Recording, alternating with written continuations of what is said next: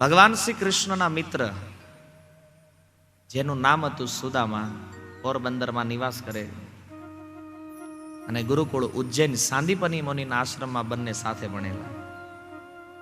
સમયનો પ્રવાહ એવો વ્યતીત થયો, કૃષ્ણ દ્વારિકાના રાજા થયા અને સુદામા એક દરિદ્ર બ્રાહ્મણ થયા. અયાચક વ્રત હતું એને, કોઈની પાસે યાચના ન કરે, કાંઈ માગવું નહીં, ભગવત કૃપાથી જેટલું મળી રહે એટલામાં સંતુષ્ટ રહેવું અને ભક્તિ કરવી. બહુ અઘરું છે આ રીતે વૈરાગ્ય પ્રગટ કરીને ભજન કરવું. આજની તારીખમાં આપણે ભક્તિ કરતા હોય, બાળક બીમાર પડે, ઘરેથી ફોન આવે કે આને ટાઇફોઇડ થઈ ગયો છે, હોસ્પિટલ જવું છે, અને આપણા ખીચામાં એક રૂપિયો ન હોય અને એ સમયે આપણે માળા કરવા બેસીએ, આપણને લાગે છે આપણું મન એમાં લાગશે? શું કહો છો? આપણા પરિવારમાં ઘરે ખાવાનું ન હોય અને આપણા હાથમાં માળા હોય અને જપ કરીએ, લાગે છે કે આપણું મન માળામાં લાગશે? આ એવો બ્રાહ્મણ છે જેના ઘરે ક્યારેક 3-4 દિવસ સુધી ભોજન ન મળે, છતાં એનું મન ભગવાનમાંથી હટતું નથી. જીતેન્દ્રિય બ્રાહ્મણ, કાંઈ મળે કે ન મળે, બાળકો 3 દિવસથી ભૂખ્યા આંટા મારતા હોય, છતાં બ્રાહ્મણનું મન ભગવાનમાંથી હટતું નથી.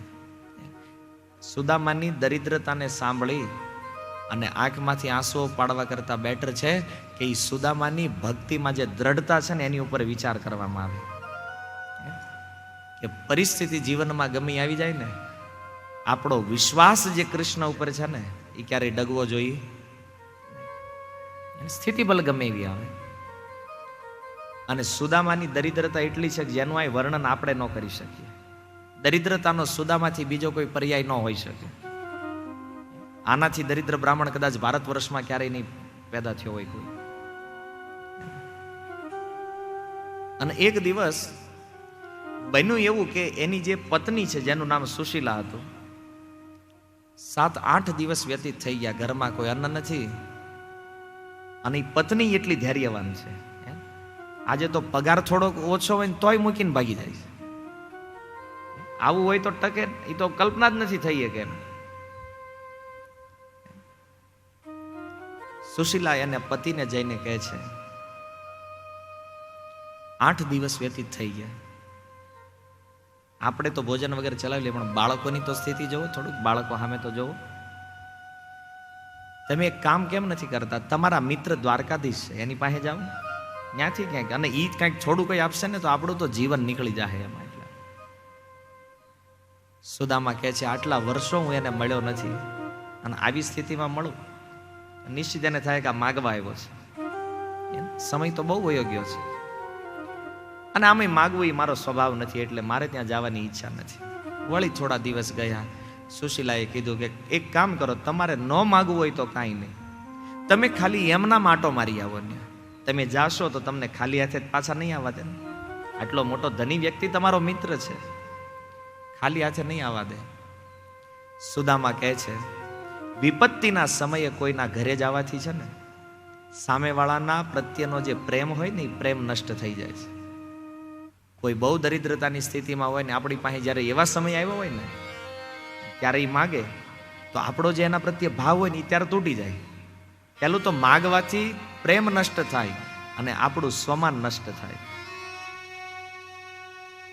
સુદામાની પત્નીએ ત્રીજી વાત કરી જેમાં સુદામા એગ્રી થયા, તમારે માગવું નથી, લેવાની લાલચે જાવું નથી, તમે છે ને ખાલી એનું દર્શન કરતા હો. આ વાત સુદામાને ગમી કે જીવન કેટલું છે આનો કોઈ ભરોસો નથી. જીવતા મરતા એકવાર દ્વારકાધીશનું દર્શન થઈ જાય તો આ જીવન સફળ થઈ જાય. દર્શન તો થયું છે પણ વર્ષો ઘણા વયા ગયા છે, એકવાર દર્શન કરવાની લાલસા છે. સુદામાએ કીધું કાંઈ વાંધો નહીં, હું જઈશ. અહીંયા એક પ્રશ્ન મનમાં એ થાય કે ગુરુકુળથી છૂટા પડ્યા પછી સુદામા કે કૃષ્ણ ક્યારેય મળ્યા નથી, કોઈ દિવસ મુલાકાત થઈ નથી. તો અને સુદામાએ ક્યારેય કીધું નથી સુશીલાને દ્વારકાધીશ મારા પતિ મારા મિત્ર છે. તો પછી સુશીલાને ખબર કેમ પડી દ્વારકાધીશ આના મિત્ર છે? આચાર્યગણ કહે છે કે એકવાર ભગવાન સાધુનો વેશ લઈને આવ્યા એના ઘરે વિવાહ થયા પછી, અને એને કીધું ભિક્ષામ દેહી, કારણ કે ભિક્ષા આપો. સુદામાજીની પત્ની કહે છે મહારાજ ક્ષમા કરો, હું ભિક્ષા નહીં આપી શકું. કારણ માત્ર એટલું છે કે મારા ઘરે એક પુત્રનો જન્મ થયો છે, સૂતક છે, અને સૂતકમાં કોઈ પવિત્ર બ્રાહ્મણને ભિક્ષા કેવી રીતે આપી શકાય? ભગવાને આમ તેમ નજર કરી, એક જ કુટિયા છે, કોઈ બીજો રૂમ નથી, અને અહીં કઈ એવું લાગતું નથી કે આને કોઈ પુત્ર જન્મ્યો હોય. ભગવાને સાધુ વેશમાં કીધું મને જ નથી લાગતું કે કોઈ પુત્રનો જન્મ થયો છે એવું. ત્યારે સુશીલા કહે છે મારે દરિદ્રતા નામના દરિદ્ર નામનો એક પુત્ર પેદા થયો છે મારે, આણે જન્મ લીધો દરિદ્રતા. ત્યારે સાધુએ જાતા જાતા એટલું કીધું કે જીવનમાં જ્યારે બહુ વિપત્તિ લાગે ને ત્યારે તારા પતિને દ્વારકાધીશનું સ્મરણ કરાવજે, એના મિત્ર છે. આટલું કહીને ભગવાન નીકળ્યા. એટલે સુશીલાને ખબર હતી કે દ્વારકાધીશ આના મિત્ર છે. સુદામાજીએ કીધું મિત્રના હાથે ખાલી હાથે કેમ જવું, કાંઈક વ્યવસ્થા તો જોશે. સુશીલા બાજુવાળાના ઘરે જાય પાડોશમાં માગવા માટે. પાડોશીઓએ કહી દીધું હવે કેટલુંક આપીએ અમે તમને. સુશીલા કહે છે હવે છેલ્લી વાર આપી દો. આપણે ત્યાં સાંભળી રહ્યા છે પણ મનથી કલ્પના કરો એ દ્રશ્યની, કે આપણે કોઈને ત્યાં માગવા ગયા હોય અને કોઈ વ્યક્તિ એમ કે એવું કેટલી વાર તમારી મદદ કરી, આપણા જ સગા સંબંધીઓ હોય, અને એ સમય આપણા હૃદયમાં હું દુઃખ લાગે. આની અનુભૂતિ તો કરીએ કે માણસ. સ્વમાનને ગીરવે મૂકવું કેટલું કઠિન હોય છે. તોય કીધું હવે છેલ્લી વાર આપી દો, હે ને, મારા પતિ દ્વારકા જઈ રહ્યા છે, પછી લગભગ નહીં માંગવાની જરૂર પડે. એક મુઠ્ઠી તાંદુલ એ ફાટેલા તૂટેલા કપડામાં બાંધી સુદામાજીને આપ્યા. સુદામાજી ચાલતા ચાલતા, હવે ચપ્પલની તો ક્યાં વાત છે, જ્યાં ખાવાના પ્રોબ્લેમ છે, ચપ્પલ કે વસ્ત્રનો તો કોઈ અર્થ જ નથી આયા. રસ્તામાં કોઈને પૂછ્યું ભાઈ દ્વારકા કેટલું દૂર છે? ઓલા લોકો આમ જોઈ લેતા, પગથી માથા સુધી જોવે અને કે આ જન્મે તો તમે નહીં પગી શકો, આ શરીરથી તમે દ્વારકા નહીં પહોંચી. સુદામાજીના મનમાં વિચાર થયો કે શું ખરેખર આ લોકો કે મને દ્વારકાધીશના દર્શન નહીં થાય? છતાં એને વિચાર કર્યો કાંઈ વાંધો નહીં, પ્રયાસ તો કરું. ચાલતા ચાલતા પગમાં કાંટાઓ વાગે, પથ્થર વાગે, પણ દ્વારકાધીશમાં મન લાગેલું છે ને, પીડાની અનુભૂતિ ન થઈ. એક વૃક્ષ નીચે બેઠા ને વિચાર કર્યો થોડું અહીંયા આરામ કરું, જાગીને પછી ફરીને આગળ ચાલતો થાય. વૃક્ષ નીચે બેઠા અને જેવા ઊંઘમાંથી જાગ્યા, એક સ્ત્રી ત્યાં પાણી ભરવા જઈ રહી છે. એને પૂછ્યો બેન દ્વારિકા કેટલે છે? બોલે આ હામી ધજા દેખાય દ્વારકા છે. સુદામાજી મનમાં વિચાર કરે કે આજકાલના લોકો ખરા છે, મારી જેવા દુર્બળ બ્રાહ્મણને જોઈને મારો ઉપવાસ કરે છે. મને કહે છે કે આ શરીરે દ્વારકા નહીં પહોંચું, દ્વારકા તો અહીંયા છે, આટલું નજીક છે. સમુદ્ર પાસે ગયા, કારણ કે આ બેટ દ્વારકા ગયેલા સુદામાજી. સમુદ્ર પાસે ગયા ને જોયું સમુદ્રમાં એક નાવ, લગભગ સંધ્યા સમય થઈ ગયેલો સાંજનો. નાવિકને કીધું મારે જવું છે દ્વારકા. બોલે મફત હું કોઈને લઈ જતો નથી, કઈક મૂલ્ય ચૂકવો તો પાર કરાવો. સુદામા કહે છે મારી પાસે મૂલ્ય કાંઈ નથી, એક મૂલ્ય છે દરિદ્રતા છે મારી પાસે. નાવિક કહેતો ઈ મને આપી દે, દરિદ્રતાના બદલામાં હું તને આ સમુદ્ર પાર કરાવી દઈશ. સુદામાજીએ સમુદ્ર પાર કરી દ્વારકામાં પ્રવેશ કરે. સવારનો સમય છે. દ્વારકાના મુખ્ય દ્વાર ઉપર જઈ સુદામાજી દ્વારપાળોને કહે છે મારું નામ સુદામા છે, મારે દ્વારકાધીશને મળવું છે. દ્વારપાળોએ કીધું અમે ભગવાનને સમાચાર આપીએ છીએ. અહીંયા ઘણા લોકોનું વર્ણન એવું છે કે સુદામા દ્વારકા ગયા ને તો ઓલા દ્વારપાળોએ એને ધક્કો મારી દીધો, પાડી દીધા એને. પહેલી વાત ઈ સમજો કે આ ઘટના દ્વાપર યુગની છે, અને દ્વાપર યુગમાં બ્રાહ્મણોનું એટલું સન્માન હતું કે ગમે એવો વ્યક્તિ ખાલી કહી દે હું બ્રાહ્મણ છું, આખા વિશ્વમાં કોઈ એનું અપમાન ન કરે. અને બીજું આ દ્વારકા છે, અને ભગવાનના ધામની અંદર ભગવાનના દ્વારપાળ હોય, ભગવાનના ભક્ત હોય છે, અને ભક્ત ક્યારેય બ્રાહ્મણનું અપમાન કરતા ક્યાંય એવો ઉલ્લેખ નથી કે ધક્કો માર્યો એ દ્વારપાળો અને સુદામાને ગબડાવી દીધા. ભગવાનનો ભક્ત બ્રાહ્મણ ઉપર આ કાર્ય અસંભવ વસ્તુ છે. સુદામાએ કીધું ને કે હું દ્વારકાધીશનો મિત્ર છું, તમે એને જઈને સમાચાર આપો. તરત દ્વારપાળે જઈને રુક્ષ્મણજીના મહેલમાં ભગવાન જ્યાં બિરાજમાન હતા, ભગવાનને જઈને કહે છે, પ્રભુ એમ બારણે કોઈ એક બ્રાહ્મણ આવ્યો છે, અને એ બ્રાહ્મણ કહે છે કે તમારો મિત્ર છે. ભગવાને પૂછ્યું કેવો બ્રાહ્મણ છે? વર્ણન કરતા દ્વારપાળ કહે છે, શીશ પગાન જગા તન में प्रभु जाने को आही बसे के ही ग्रामा धोती फटी सी लटी दुपटी अरु पाय उपान की नहीं सामा. પગમાં ચપ્પલ નથી, ધોતીમાં બહુ કાણા છે, શરીર ઉપર કોઈ વસ્ત્ર નથી, હે ને, માથે કોઈ પાઘડી નથી. બ્રાહ્મણો પાઘડી ધારણ કરે છે. ભગવાન એમ કે કોઈ સંપન્ન બ્રાહ્મણ છે. આ પ્રકારનું સુદામાજીનો પરિચય આપ્યો દ્વારપાળે. દ્વાર ખડો દ્વિજ દુર્બલ દેખી રહ્યો, ચકીસો વસુધા અભિરામા. અને દ્વારે ઉભો ઉભો એટલો દુર્બળ છે પ્રભુ કે માંડ માંડ લાકડીના ટેકે ઉભો છે. ભગવાને પૂછ્યું એનું નામ શું છે? પૂછત દીન દયાલ કો ધામ, બતાવત આપનું નામ સુદામા. સુદામા શબ્દ જેવો ભગવાનના કાને પડ્યો. ભગવાન કૂદીને ઉભા થયા અને રુક્ષ્મણીજીના મહેલથી દ્વારકાના રાજમાર્ગ ઉપર દોડતા દોડતા જઈ રહ્યા છે. આખું દ્વારકા જોવા નીકળ્યું. આજે દ્વારકામાં એવી શું ઘટના બની છે? આ રીતે દ્વારકાધીશને ભાગતા આટલી ઉતાવળથી, અરે સ્વયં બ્રહ્માય તે મળવા આવે ને તો આટલી ત્વરા ભગવાનને નથી હોતી. કોણ વ્યક્તિ આવ્યું છે આજે? અને સમાચાર ફેલાતા વાર ન લાગી કે ભગવાનનો કોઈક મિત્ર આવ્યો છે.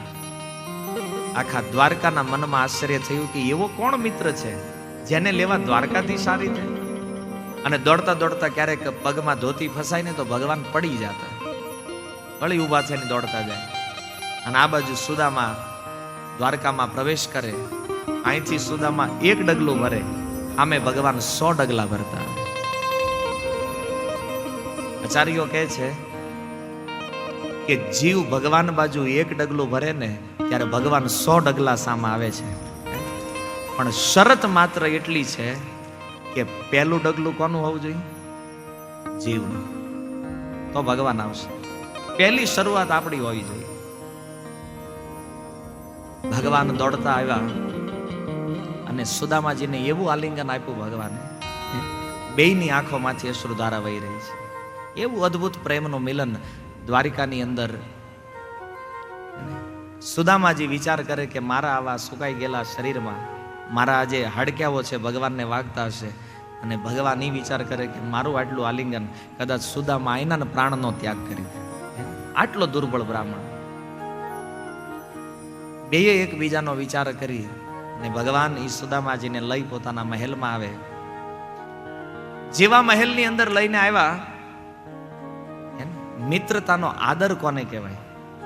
જે સિંહાસન ઉપર ભગવાન પોતે બેસતા ને રૂકમણીજીના મહેલમાં, એ સિંહાસન ઉપર ભગવાને સુદામાને બેસાડ્યા અને ભગવાનની સિંહાસને નીચે બેઠા છે. ઘણા લોકો પૂછે આ જીવનમાં ભક્તિ શું કામ કરવી? ભક્તિ એટલા માટે કરવી જોઈએ કે ગમે એવો કરોડપતિ આપણો સગો હોય ને, આવું સ્વાગત ક્યારેય આપણું ન કરે. આપણે જો નાના હોય ને મોટા હોય, અને ખરેખર આપણા પ્રતિ જો એને પ્રેમ હોય તો એના સ્થાને કોઈ દી આપણને બેહાડે નહીં. આ ભગવાન જ કરી શક્યા. એટલા માટે મિત્ર બનાવવા હોય તો કૃષ્ણને બનાવો, પ્રેમ કરવો હોય તો કૃષ્ણને કરો. પ્રભુપાદજી કહે છે સંબંધ જોડવા યોગ્ય આ જગતમાં એક જ પાત્ર છે અને એ છે ભગવાન કૃષ્ણ. સંબંધની પૂરી મર્યાદા, સંબંધનો પૂરેપૂરો લાભ લેવો હોય તો એ કૃષ્ણ સિવાય અસંભવ છે. ભગવાને સુદામાજીને સિંહાસન ઉપર બેસાડ્યા અને જેવા બેસાડ્યા, અતિથિ ધર્મનું પહેલું કર્તવ્ય કે કોઈ અતિથિ જ્યારે ઘરે આવે ને તો એને બેસવાનું આસન આપી અને એના ચરણ ધોવા જોઈએ ઠંડા પાણીથી. આ નિયમ છે. ભગવાન કૃષ્ણએ સુદામાજીના ચરણ ધોવા માટે સુદામાજીના ચરણ જેવા હાથમાં લીધા ને જોયું અંદર કેટલાય કાંટા વાગેલા, એટલી કાંકરીઓ અંદર ઘૂસી ગયેલી, અને ક્યાંક ક્યાંક પગમાં ઉજડા પડી ગયેલા, લોહી નીકળતું હતું એમાંથી. એસે બેહાલ વિવાઈ ન સો પગ કંટક જાલ લગે કોની જોએ, હાય મહા દુખ પાયો સખા તુમ આયે ઇતને કિતે દિન ખોએ. ભગવાન કે છે મિત્ર, આ તારા ચરણની હાલત જોતા લાગે છે કે તું કેટલા દિવસે ત્યાંથી અહીં પહોંચ્યો છે, કેટલા દિવસે પહોંચ્યો છે અહીંયા લઈને. દેખી સુદામા કી દીન દશા કરુણા કરકે કરુણા નિધિ રોય. સુદામાની આવી દશા જોઈને ભગવાનની આંખમાંથી આંસુ નીકળી ગયા. કૃષ્ણ રડવા લાગ્યા. પાની પરાત કો હાથ છોયો નહીં. અને ભગવાનની પત્નીઓને ખબર પડી કે સુદામાજીના ચરણ પ્રક્ષાલન કરવાના છે, ચરણ ધોવાના છે. અને કીધા વગર જ્યારે જળ લેવા ગઈ 16,108 ઘડાની અંદર, ઘડામાં નાની લોટીમાં જળ લઈને આવ્યા અને પરાત જેમાં એના ચરણ રાખીને ધોવાના હતા, ભગવાન કૃષ્ણના હાથમાં સુદામાજીનું ચરણ. પણ એ ચરણની હાલત જોતા કવિ લખે એટલા આંસુ નીકળ્યા, એટલા આંસુ નીકળ્યા. પાની પરાત કો હાથ છોયો નહીં, નૈનન કે જલ સો પગ ધોય. એ પાણીની લોટીને કે એ ત્રાસને અડવાની જરૂર ન પડી. અશ્રુ જેટલા નીકળ્યા આંખમાંથી, ભગવાનના અશ્રુઓમાં સુદામાજીના ચરણનું પ્રક્ષાલન થયું. આ પ્રેમ છે. સાંભળવામાં જેટલું આનંદિત લાગે છે, આનું આચરણ એટલું અઘરું છે. ગમે એવી મિત્રતા હોય, ગમે એવો પ્રેમ કરતા હોય ભક્તોથી, પણ આપણે આ સન્માન નથી કરતા. કળયુગે એવું ઘર કર્યું છે આપણી અંદર, સંબંધ તે કપટના થઈ ગયા છે. કથામાં થોડા દી પહેલા કીધું, સામે હોય ત્યારે પ્રશંસા કરવી અને વયા જાય પછી એની નિંદા કરવી. આ તો નીચ વ્યક્તિનો સ્વભાવ છે. સુરવીરતાને તાકાત હોય ને તો મોઢા ઉપર કહેતા શીખો, જો પાવર આપણામાં એટલો હોય તો. નહીતર મૌન રહેવું વધારે બેટર છે, ચૂપ રહેવું વધારે સારું છે. એવી અદ્ભુત મિત્રતા બંનેની. ભગવાને કીધું કરુણા બહુ થઈ. ભગવાન ખૂબ રડ્યા છે, કેટલા આંસુઓ નીકળ્યા છે વિચારો. ચરણ ધોવાઈ ગયા સુદામાજી, પોતાના પિતાંબરથી સુદામાજીના ચરણને સાફ કરી અને ભગવાન ઈ સિંહાસન ઉપર બેઠા બાજુમાં. બહુ દિવસથી ચાલતા આવ્યા છે, ભૂખ લાગી હશે. ભગવાને પ્રસાદ માટેનું કીધું, પકવાનો હાજર થયા, સુદામાજીને ભોજન કરાવી અને બંને મિત્રો પોતાના બાળપણની વાતોનું સ્મરણ કરે. ગુરુકુળના એ દિવસો, એને મિત્રો જ્યારે ભેગા મળે ત્યારે ટોપિક તો આ જ હોય. પૂર્વે જે સમય વ્યતીત થયો છે ત્યારે ગુરુકુળની વાત હતી. આપણે અહીં ભેગા થયા હોય તો આપણે કોની કોની વાડીઓમાંથી ચીબડા ચોર્યા છે, એમ કોની કોની કુંડીઓમાં નાવા પડ્યા હતા, એને ક્યાં ક્યાં ઓલા ખેતરના માલિકો વાહે દોડ્યા હતા. આ તો એક જીવન હતું ને. બંને મિત્રોએ વાતચીતો કરી, ખૂબ આનંદ કર્યો. ભગવાન કૃષ્ણએ પૂછ્યું, લગન બગન કર્યા કે નહીં? સુદામાજી કે થયા છે. તો ઇન્વિટેશન તો આપ્યું નહીં તે મને તારા લગનમાં. પણ બ્રાહ્મણ એટલે બ્રાહ્મણ, હે ને, બુદ્ધિનો દેવતા છે ને. એ કે કનૈયા મેં તો એક કર્યા ને હું ભૂલી ગયો, તે તો 16,108 કર્યા. એકમાં જ દેવી જોઈ ને કંકોત્રી તારે. એકમાં કદાચ મેં મારા એક જ થયા છે સુદામા. તારા તો 16,108 થયા. એકમાં બોલાવ્યો તે શું બોલે છે ભગવાન. આ રીતે આનંદમાં દ્વારકાની અંદર સમય પસાર થયો. 7 દિવસ વીત્યા. 7 દિવસ સુદામાજી રહ્યા દ્વારકાની અંદર. 7મા દિવસે ભગવાનને કહે છે પ્રભુ હવે વિદાય. પણ ઈ પ્રસંગ કે જ્યારે સુદામાજીએ જે તાંદુલ જે ત્યાંથી લઈને આવેલા આપી ન હોય ક્યાં કૃષ્ણને, કારણ કે ઐશ્વર્ય જોયું દ્વારકાનું. થોડીક લજ્જા તો થઈ મનમાં કે આ ઐશ્વર્યની સામે આ તાંદુલ કાઢવા ઠીક નથી લાગતું. તો ભગવાને કીધું કાંઈક તો ભાભીએ મોકલ્યું હોય ને, એમ નામ તો નહીં મોકલ્યો હોય તમે. એ તાંદુલની પોટલી ખેંચી ભગવાનને એક ચપટી લઈને મોઢામાં મૂકી અને કીધું દ્વારિકા અર્પણમસ્તુ. સુદામા દ્વારિકા આજથી તારી. બીજી ચપટી લઈ અને ભગવાન અનંત બ્રહ્માંડના અધિપતિ બનાવવા માંગતા હતા સુદામાને. રૂક્ષ્મણીજીએ હાથ પકડી લીધો, પ્રભુ હવે બસ. જો આજ ભગવાનને પોતાના મિત્ર પ્રત્યે એટલો પ્રેમ જાગ્યો છે, એટલો ભાવ પ્રગટ થયો છે. ભગવાને આજ નક્કી કરી લીધું કે મારે ભગવાન મટી જવું છે અને સુદામાને ભગવાન બનાવી દેવો છે. ગમે એવા મિત્રો મળ્યા કહીએ કે મિત્ર આજથી મારી જેટલી ફેક્ટરીઓ, દુકાન, ઘર, ધંધો આ બધું તારું, મારે ભિખારી થઈ જવું, તને કરોડપતિ બનાવવો છે. આ મિત્રતા કેવલ કૃષ્ણ. હાલાકી આ સંભવ નથી. ભગવાન પોતાની ભગવત્તા ક્યારેય છોડી ન શકે. સૂર્ય જેમ ક્યારેય અંધકાર હારે મળી ન શકે, લક્ષ્મી ક્યારેય ગરીબ ન થઈ શકે, એમ ભગવાન ભગવાન જ રહે. પણ આજે ભાવ એવો થઈ ગયો કે મારી ભગવત્તા છોડી અને આ ભગવત્તા સુદામાને આપી દઉં અને હું એનો દાસ બનું. રૂક્ષ્મણીજીએ કીધું પ્રભુ બસ કરો, કારણ કે તમે તો દાસ થઈ જાઓ, અમારે દાસી થવું પડશે. તમારા ચક્કરમાં અમારું શું થાય વાહે. રૂક્ષ્મણીજીએ હાથ પકડીને ભગવાનને કીધું પ્રસાદ બહુ સારો છે, તમે લીધો, થોડો થોડો અમને દઈ છો. એ પોટલી રૂક્ષ્મણીજીએ લઈ લીધી. બધી સ્ત્રીઓએ પ્રસાદ પ્રાપ્ત કર્યો. 7મા દિવસે જ્યારે જવાનો સમય, ભગવાન કૃષ્ણના હૃદયમાં બહુ દુઃખ છે. સુદામાને વળાવવા જાય છે, કારણ કે આ જવાનું છે. સુદામાને તેને આપણે તે તો જ્યાં દ્વારકાની હદ છે, જ્યાં સીમા છે, ત્યાં સુધી ભગવાન સુદામાજીને વળાવવા આવ્યા. અને દ્વારકાની હદ ઉપર સુદામાજી કહે છે પ્રભુ હવે બસ, હવે તમે અહીંથી પાછા ફરો, હું અહીંથી નીકળી જઈશ મારી રીતે. ઉદ્ધવજી સાથે હતા જ્યારે સુદામાજીને વળાવવા આવ્યા ને. તે સુદામાજી ચાલતા ચાલતા જાય. જ્યાં સુધી સુદામાજી દેખાતા બંધ ન થયા ત્યાં સુધી ભગવાન ત્યાં ઉભા રહીને એને જોતા રહ્યા. ત્યારે ઉદ્ધવ ભગવાનને પૂછે છે. ઉદ્ધવજી કહે છે પ્રભુ આટલો જ પ્રેમ હતો, આટલું બધું જો પ્રેમ હતો તો પછી કઈ દીધું કેમ નહીં આને? તમે જાણો છો તમારો મિત્ર છે, આટલો ગરીબ છે, અને ખાલી હાથે કાઢી મૂક્યો એને. ત્યારે ભગવાન કહે છે ઉદ્ધવ કયા મોઢે દઉં? એણે પોતાની સંપૂર્ણ શક્તિ લગાવી અને એણે મને આપ્યું છે. સુદામાની જેટલી કેપેસિટી હતી ને એટલી બધી શક્તિ લગાડી. જે એક મુઠ્ઠી તાંદુલ લાવ્યો હતો ને એ એની શક્તિનું સામર્થ્ય હતું એટલું. તો એણે એની શક્તિ લગાડીને મને દીધું, તો મારું એ કર્તવ્ય છે કે હું મારી બધી શક્તિ લગાડીને એને આપું.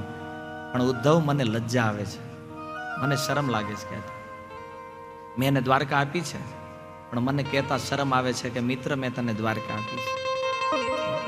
કારણ કે એણે પૂર્ણ સામર્થ્યથી દીધું, પણ હું પૂર્ણ શક્તિથી આપી ગયો. ભગવાનને લજ્જા આવે છે.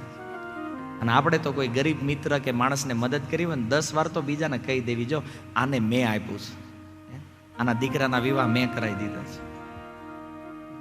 ભગવાને કોઈને ખબર ન પડવા દીધી કે દ્વારકા આપી દીધી છે. આ છે મિત્રતા. આને કહેવામાં આવે છે પ્રેમ. અસમાનતા ઘણી બધી હોય, પણ મિત્રોનો ભાવ એવો હોવો જોઈએ કે મિત્રતાના સ્તર ઉપર જ્યારે હોય ને ત્યારે એ કોણ કેટલું ધની છે ને કેટલો ગરીબ છે ને આની તો વાત જ ન આવતી હોય. મિત્ર એટલે મિત્ર. ભગવાન ત્યાંથી પાછા ફર્યા.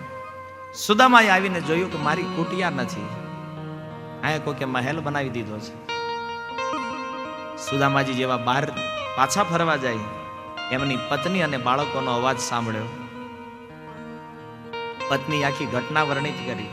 તમારા મિત્રએ આ ઐશ્વર્ય આપ્યું છે અને આખું પોરબંદર જાણે છે આ વાત રહી. સુદામાની આંખોથી અશ્રુ વહે છે. ભાઈ હે દ્વારકાધીશ, મિત્રતા નિભાવી, પણ કેવી મિત્રતા!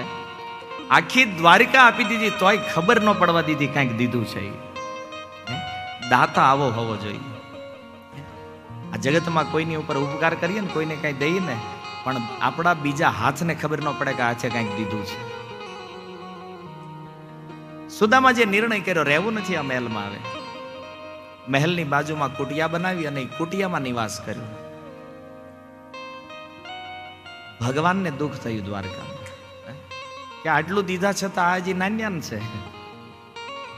ભગવાને પ્રગટ થઈ અને કીધું કે સુદામા, મેં આપ્યો છે આ મહેલને, તને રહેવામાં વાંધો શું છે? સુદામા કહે છે, પ્રભુ તમારી માયાનો ભય લાગે છે.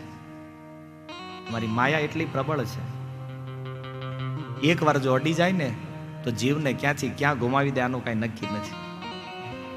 હું અહીંયા જે ભજન કરું છું એ બરાબર છે. ભગવાને વરદાન આપ્યું સુદામાને, મારી માયા તને ક્યારેય સ્પર્શ નહીં કરી શકે. મારી ઈચ્છા ખાતર તું આ મહેલમાં નિવાસ કર. ભગવાને વચન આપ્યું, પછી સુદામાજીએ મહેલમાં પ્રવેશ કર્યો. વારંવાર ભગવાન, હવે પોરબંદર ને દ્વારકા કઈ એટલું છેટું નથી અત્યારે આપણે જોઈએ તો, વારંવાર ભગવાન કૃષ્ણ અને સુદામા બે મળતા. એકવાર સુદામાજીએ ભગવાનને પ્રશ્ન કર્યો, બે ગોમતી નદીના તટ ઉપર વિચરણ કરી રહ્યા. સુદામાજી કીધું, એ કનૈયા, મેં એવું સાંભળ્યું છે કે તારી માયા બહુ પ્રબળ છે, કોઈને છોડતી નથી. એકવાર દર્શન કરાવ્યું ને, માયા કેવી હોય. ભગવાન કૃષ્ણ કહે છે, સુદામા ઈ રહેવા દે, ઈ જોવા લાયક નથી. સુદામાએ કીધું, નહીં નહીં, મારે માયાનું દર્શન કરવું છે. કૃષ્ણ કે કામ કરે, આપણે બે ડૂબકી મારી લઈ, પછી માયા જોશું. અને જેવી ગોમતીજીમાં ડૂબકી લગાવે, સુદામા એક નગરમાં પહોંચી ગયા. અને નગરના દ્વાર ઉપર ગયા. બરાબર સવારનો સમય, અને નગરનો રાજાનું મૃત્યુ થયેલું. અને ત્યાં એવો નિયમ કે રાજા મરી જાય એટલે સવારમાં દ્વારમાંથી જે પહેલો વ્યક્તિ અંદર આવે ને એને રાજા બનાવી દેવાનો. સુદામાજીને રાજા બનાવ્યા. અને નગરનો બીજો વિચિત્ર નિયમ, અહીંયા કેમ કોઈ પુરુષ મરે તો સ્ત્રી સતી થાય, ન્યા નિયમ એ હતો કે સ્ત્રી મરે ને તો પુરુષને સતી થવાના. વ્યાકરણ ભાષામાં કેવી સતા થવાના. સુદામાજીએ તો રાજ્ય કર્યું, એ પત્ની એને પ્રાપ્ત થઈ, એના બાળકો થયા ન્યા, અને એ આનંદથી અનેક વર્ષો વયા ગયા રાજ કરતા કરતા. એક દિવસ એ પત્નીનું મૃત્યુ થઈ ગયું. સુદામાની જે પત્ની હતી એનું પત્નીનું મૃત્યુ થયું એટલે સૈનિકોએ અને મંત્રીઓએ ઉપાડ્યા. કે હવે તમારે સતી થવું પડશે. સુદામાજી કે એમ થોડું હાલે, એ કે હાલેક નો હાલે, આનો નિયમ છે. આ બધાએ જબરજસ્તી પકડીને એ હળકતી ચિતા હતી ને એમાં નાખ્યા સુદામાને, અને ત્યાં સુદામા ડૂબકી જે મારી હતી ને ભાઈ બહાર નીકળ્યા નદીમાં. ભગવાનને નીકળ્યા પૂછ્યું, કેમ થયું? આ માયા છે. સુદામા કે હાથ જોડું ભાઈ, હવે કોઈ દી નહીં દેખાડતો બીજી વાર. અદ્ભુત બંનેની મિત્રતા. આ રીતે સુદામાજીના ચરિત્રનું વર્ણન કર્યું. આગળ ઉપર ભગવાને ઉદ્ધવજી સાથે જે સંવાદ કર્યો, જેને મુક્તિ કહેવામાં આવ્યું છે, ભાગવતનો એક વિષય, એકાદશ સ્કંદ મુક્તિ. ઉદ્ધવજી સાથે ભગવાને ખૂબ સુંદર ચર્ચાઓ કરી અને શુદ્ધ ભક્તિનું જ્ઞાન પ્રદાન કર્યું છે.